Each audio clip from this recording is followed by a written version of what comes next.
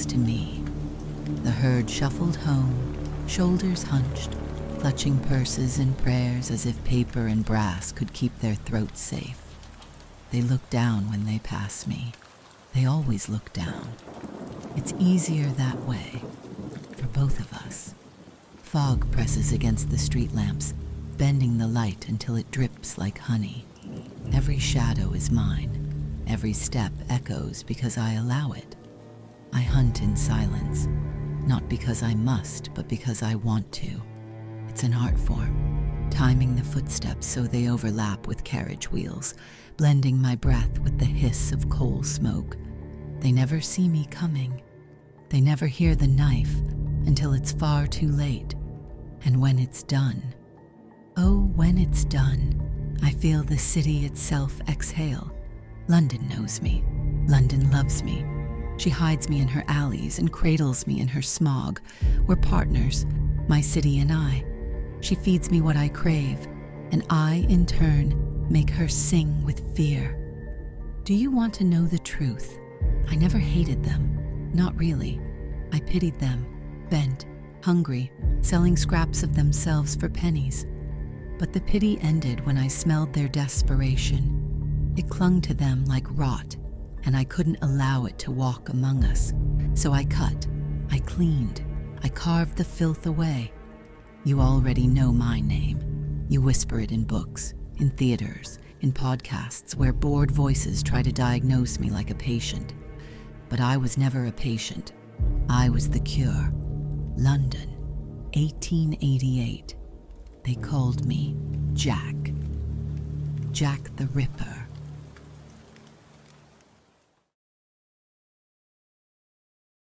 They call me a monster. But monsters are made, not born. I wasn't born with fangs, with scales, with snakes hissing where my hair should be.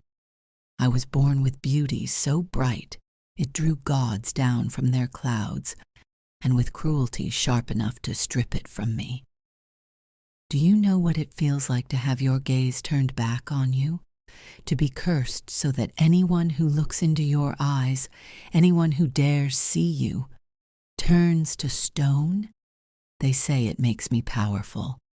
They don't see the loneliness of it, the silence, a forest of statues that once whispered my name, now frozen in eternal screams. My only companions, the snakes that writhe and whisper in hunger, their fangs gnawing as mine do. I do not sleep. I do not rest. I stare at nothing and nothing stares back. But don't mistake me for helpless. I pitied them at first, those men who came with swords and pride, thinking themselves hunters. I let the first one live. I thought mercy could survive in me. But mercy rotted. Now I let them come. Soldiers, kings, thieves, and liars. They step into my cave and they do not step out. Their stone shells feed the ground. Their silence feeds the snakes. And for a moment, it feels like justice. You whisper my name in fear, but you don't know me in truth.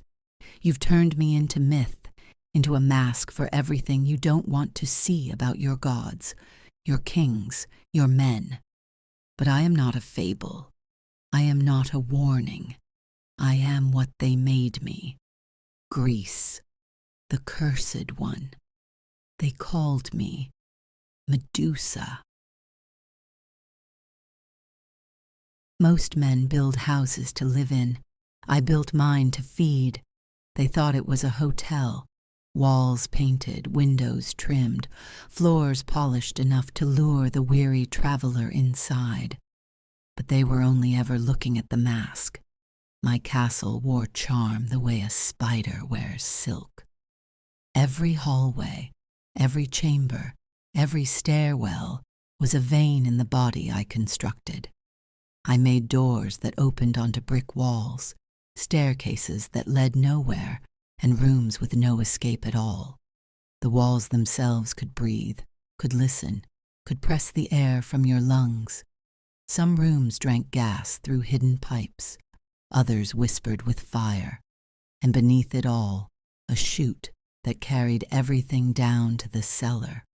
where flesh became ash and ash became silence. The beauty of it was not the kill, it was the design. The trap that did not move, did not chase, did not hunt. It simply waited, patient, certain. And like all good architecture, it was admired even as it destroyed. They checked in, dazzled by the marble counter, the polished tile. They smiled. They signed their names, and the castle smiled back. I did not wield the knife. I did not need to.